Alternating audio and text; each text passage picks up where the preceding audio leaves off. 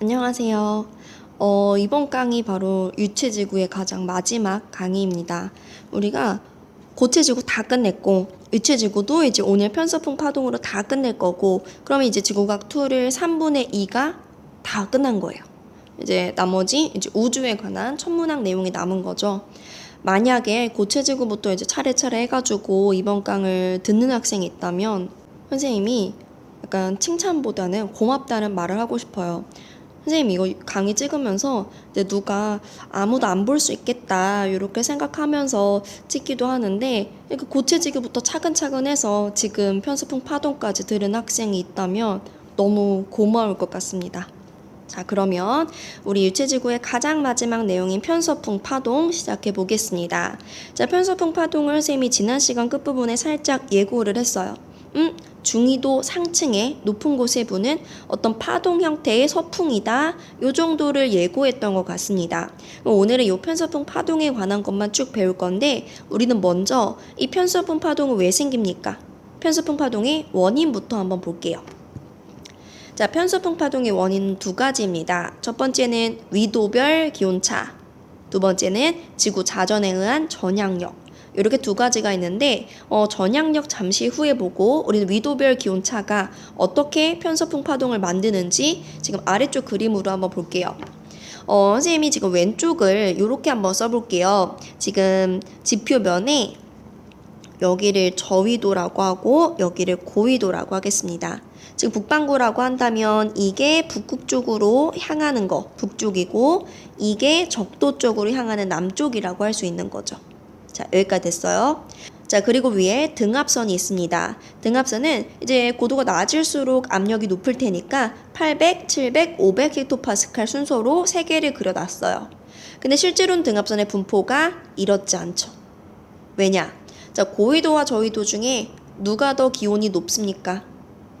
저위도가 더 기온이 높죠. 자, 그럼 오른쪽처럼 볼게요. 실제로는 우리가 저위도와 고위도 중에 고위도가 더 기온이 낮고 저위도는 더 기온이 높다.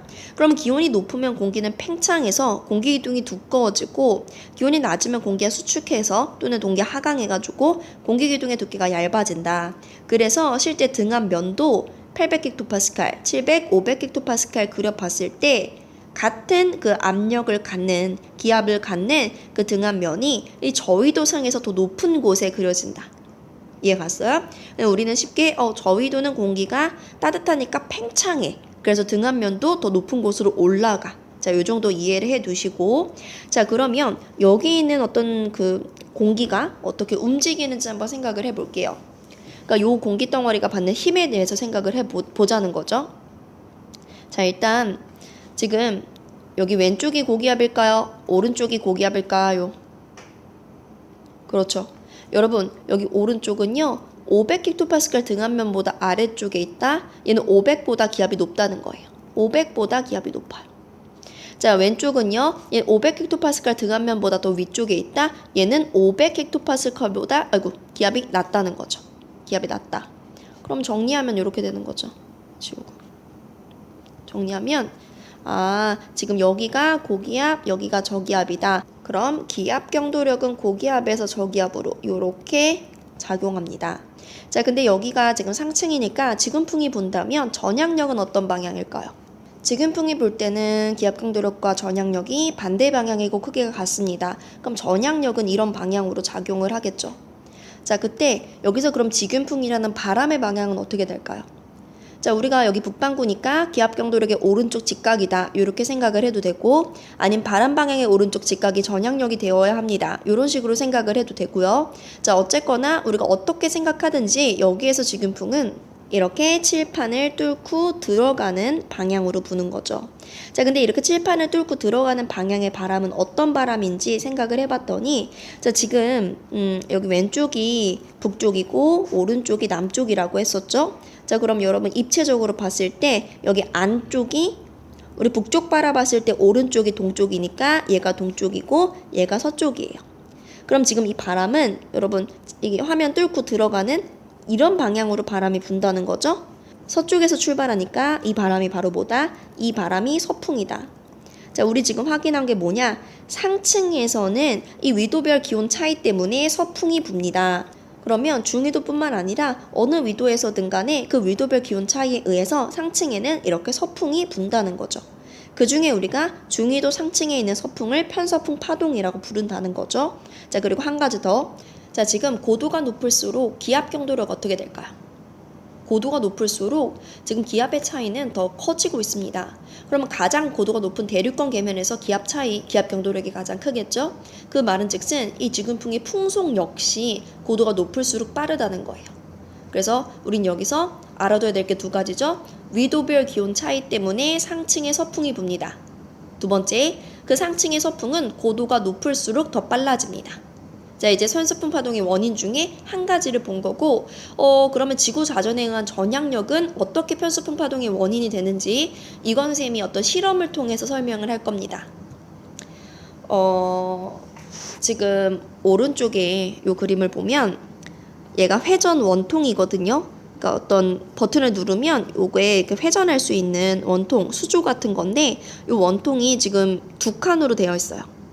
이제 가운데 칸에는 중심 쪽에는 선생님이 얼음을 집어넣었고, 그리고 바깥쪽에 열선이란 걸 설치해가지고 이제 바깥쪽은 뜨겁게 만들었어요. 지금 여기서 눈치를 챈 학생도 있겠죠? 안쪽은 차갑게 고위도처럼, 바깥쪽은 뜨겁게 저위도처럼 만든 거죠. 물론 가끔 있던 어떤 실험 장치는 수조의 칸이 3개여가지고 바깥쪽에 열선이 아니고 그냥 따뜻한 물을 집어넣는 실험 장치도 있습니다. 자, 그리고 가운데 칸에는 그냥 미지근한 실온의 물을 넣고 거기다가 선생님이 알루미늄 가루를 뿌렸어요. 아니면 뭐 반짝이 가루 같은 걸 뿌려도 됩니다. 얘는 이 가운데에 있는 실온의 물이 어떻게 이동하는지 우리가 눈으로 보기 쉽게 이렇게 만든 거죠.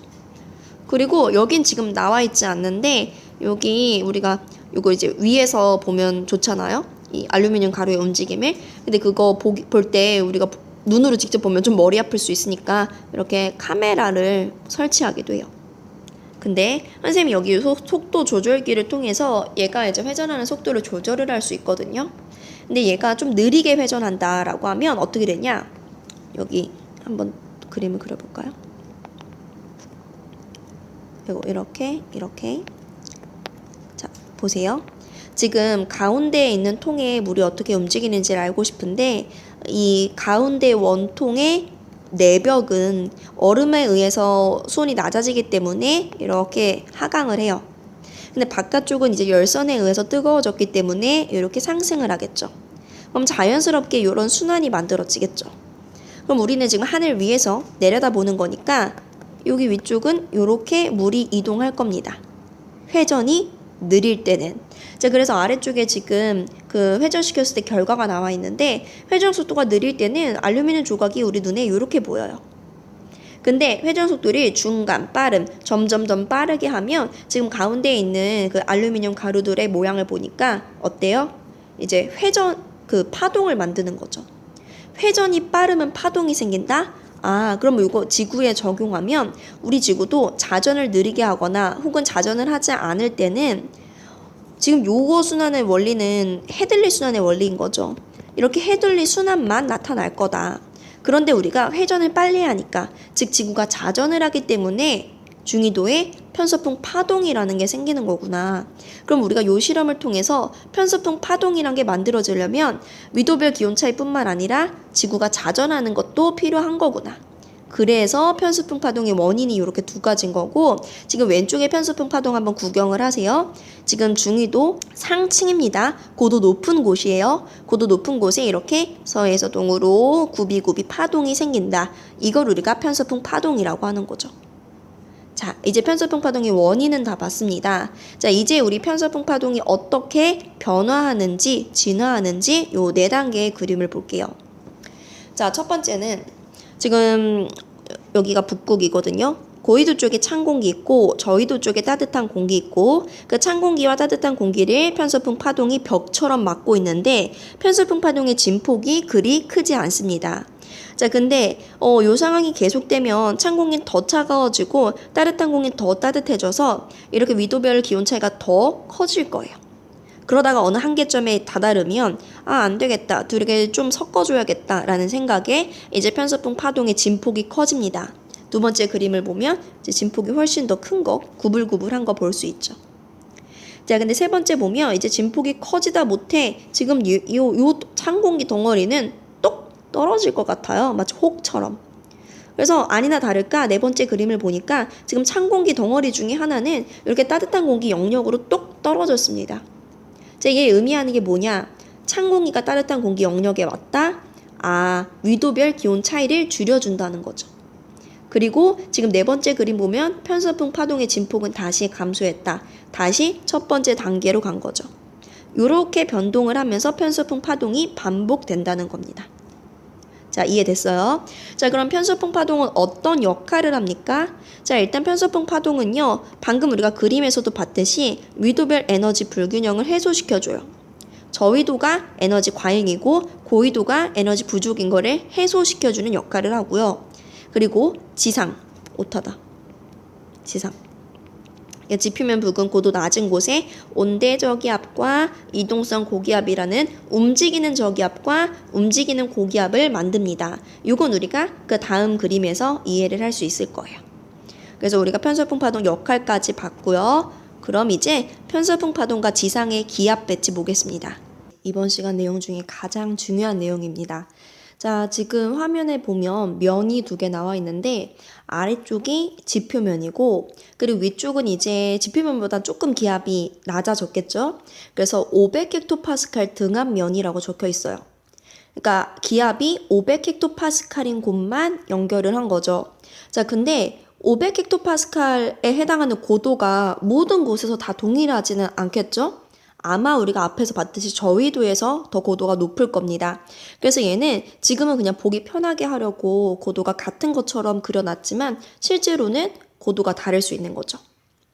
그리고 지금 이 면의 아래쪽으로 갈수록 저위도, 위쪽으로 갈수록 고위도입니다. 우리 북반구라고 생각을 하고요. 여기 선생님 방위 표시해놨어요. 그러면 지금 위쪽 북쪽, 아래쪽 남쪽, 오른쪽이 동쪽이 되는 거죠. 자, 그때 편서풍 파동을 한번 그려볼게요. 일단 편서풍 파동이란 건 상층에 부는 서에서 동으로 파동이다 라고 했기 때문에 상층에서 서에서 동으로 파동이면 구불구불 요렇게 생겼겠죠. 자, 이렇게 편서풍 파동 그렸고, 자, 그리고 나니까 지금 가장 왼쪽에는 여러분 이거 시계 방향으로 바람이 불고 있습니다. 자, 근데 우리가 상층에서 시계 방향으로 바람이 분다라고 하면 고기압성 경도풍이 떠오르죠. 똑같이 지금 가운데 보면 상층에서 시계 반대 방향으로 바람이 분다. 요거는 저기압성 경도풍이죠. 그리고 이건 상층에서 또다시 시계 방향이다. 고기압성 경도풍이다. 이렇게 우리가 써줄 수 있고 그리고 지금 이 파동이 고위도 쪽에서 이렇게 위로 볼록한 부분 있죠. 고위도 방향으로 위로 볼록한 이런 걸 우리가 이쪽을 기압마루라고 해요. 기압마루. 사실 뭐 여기가 다 기압마루인 거죠. 그리고 저위도 쪽으로 아래로 볼록한, 아래로 오목한 얘를 우리가 기압골이라고 합니다. 기압골. 얘는 또 기압마루가 되는 거죠. 자, 여기까지 됐죠? 자, 그럼 우리 요거 한번 떠올려 볼게요. 우리가 바람의 종류 배울 때 만약에 기압 경도력과 그리고 위도가 같다는 조건이 있다면 고기압성 경도풍과 그리고 저기압성 경도풍 중에 누가 더 빨랐어요? 그쵸? 고기압성 경도풍이 더 빨랐습니다. 자, 그럼 여러분 여기 볼게요. 자, 지금 선생님이 빨간색으로 표시한 요 지점을 전후로 해가지고 지금 그 전 왼쪽 구역은 고기압성 경도풍의 성질을 갖습니다. 여기 이 정도라고 해볼게요. 자, 그리고 지금 저기압성 경도풍 쪽은 그러니까 빨간색 점을 기준으로 오른쪽은 더 속력이 느리겠죠. 생각해 보세요. 바람이 부르는데 지금 바람의 앞쪽보다 뒤쪽이 더 빠르다. 마치 이런 상황입니다. 우리 그 자동차들이 일렬로 쭉 가고 있는데 앞쪽에 있는 자동차가 갑자기 속도를 줄였어요. 그럼 두 차 사이 간격 어떻게 될까요? 차들 사이 간격은 좁아지겠죠. 꽉꽉 막히게 될 거예요. 자, 그런 걸 우리가 공기가 모이게 됩니다. 공기가 수렴합니다 라고 해요. 그래서 여기에서 수렴이 일어납니다. 근데 이 장소를 우리가 뭐라고 말하냐? 기압골의 서쪽 혹은 기압마루의 동쪽이라고 해요.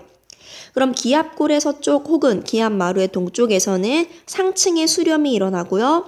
그럼 상층의 공기가 모인다. 모인 공기 갈 곳 없으니까 하강하게 됩니다. 자, 하강하게 된다면 지금 아래쪽에 공기가 모이게 되는 거니까 고기압이 만들어지죠. 정리할게요. 기압골의 서쪽은 상층 수렴, 하강 기류, 그리고 지상에 고기압이 만들어진다. 똑같은 원리로 이번에 기압골의 동쪽을 보겠습니다. 다른 말로 기압 마루의 서쪽이라고도 할 수 있겠죠. 자, 지금 이 점을 기준으로 그 왼쪽에는 저기압성 경도풍, 속력이 느려요. 이 점 기준으로 오른쪽은 고기압성 경도풍, 속력이 빠릅니다. 생각해 보세요.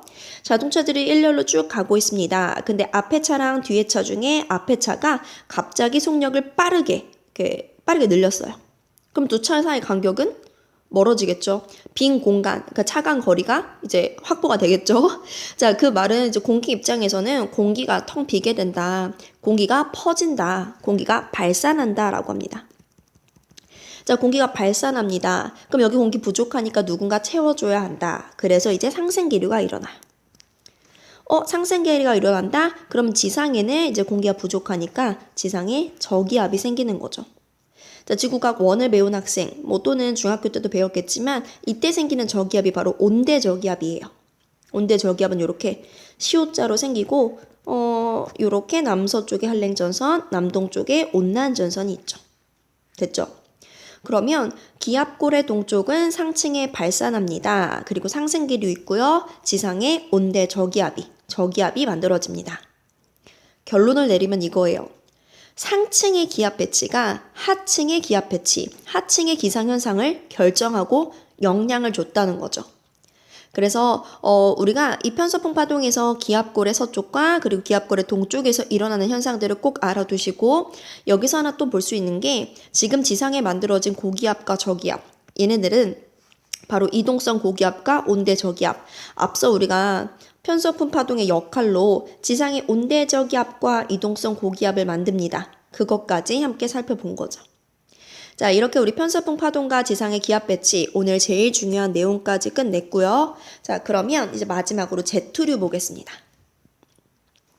제트류는 편서풍 파동인데 편서풍 파동의 가장 중심축이라고 생각을 하시면 됩니다. 자, 우리가 제트라는 게 뭐냐면 되게 좁은 구역에서 강하게 방출되는 어떤 흐름을 제트라고 하거든요. 지구과학 1을 혹시 배운 학생들은 우리가 별의 진화 단계에서도 이제 Z라는 게 나옵니다. Z와 로브 이런 게 나오는데 그때도 Z가 이제 뭔가 좁은 구역에서 방출되는 거였거든요. 마찬가지로 이 Z도 그런 의미고 정의를 읽어보면 중위도 상층 편서풍, 즉 편서풍 파동에서 속도가 가장 빠른 중심부다. 근데 앞서 선생님이 속도는 고도가 높을수록 빠릅니다 라고 했어요. 그럴수록 이제 압력의 차이가 더 커지니까. 그러면 이 속도가 가장 빠른 곳은 이제 높이로 말한다면 대륙권 계면에 위치하겠죠. 대륙권의 끝. 그리고 이 Z류는 두 가지가 있습니다. 왼쪽 그림을 볼게요. 자, 왼쪽을 보면 둘 다 지금 상층의 편서풍 파동에 해당한다고 볼 수 있는데 한 위도 30도 정도에 있는 Z류를 우리가 아열대 Z류라고 하고 그리고 위도 60도 부근에 있는 Z류를 한대 전선 Z류라고 합니다. 위치와 이름 알아두시고 그럼 두 Z류 중에 누가 더 강할까요? 두 Z류 중에 한대 전선 Z류가 더 강해요. 근데 우리는 이렇게 두 Z류의 속력, 그러니까 세기를 비교할 수도 있어야 되겠지만 실제로 계절에 따라 겨울과 여름의 Z류도 비교할 수 있어야 돼요. Z류라는 것도 일종의 편서풍 파동이니까 얘도 남북 간에 그러니까 위도별로 그 기온 차이가 클수록 Z류도가 강해지겠죠. 근데 우리가 겨울과 여름 중에 위도에 따른 기온 차이는 언제 더 강할까요? 이렇게 쓸까요? 위도별 혹은 남북 간의 기온 차이. 그거는 겨울이 더 강하다. 겨울이 더 크다. 그렇다면 지금 Z류에 나와 있는 이 숫자가 속도거든요. 겨울에는 뭐 42, 36, 55 뭐 이런 게 있는데 여름철의 숫자를 보면 18, 23, 20 이 정도예요. 겨울철에 Z류의 속력이 훨씬 더 빠른 것을 우리가 확인할 수 있고 겨울철에 더 세다는 거죠. 자, 그리고 지금 위치도 조금 다릅니다. 자, 겨울철에는 아마 고위도상에 있는 찬 공기의 세력이 더 강하기 때문에 찬 공기가 이렇게 아래쪽으로 크게 작용을 해서 Z류 자체가 조금 더 아래쪽으로 남하하게 되고 여름철에는 이제 따뜻한 공기의 힘이 더 강하니까 따뜻한 공기가 이렇게 세력이 강해져가지고 Z류 자체가 조금 더 북상하게 됩니다. 그래서 우리가 겨울과 여름의 제투류 세기와 그리고 위치까지 비교를 할 수 있어야 돼요. 자, 그럼 제투류까지 해가지고 이번 시간 편서풍 파동에 관한 내용이 다 끝났습니다. 이제 우리가 유체지구 다 끝난 거죠. 두 번째 대단원이 다 끝났고 다음 시간부터는 드디어 우주에 관한 천문학 단원에 들어가겠습니다. 안녕.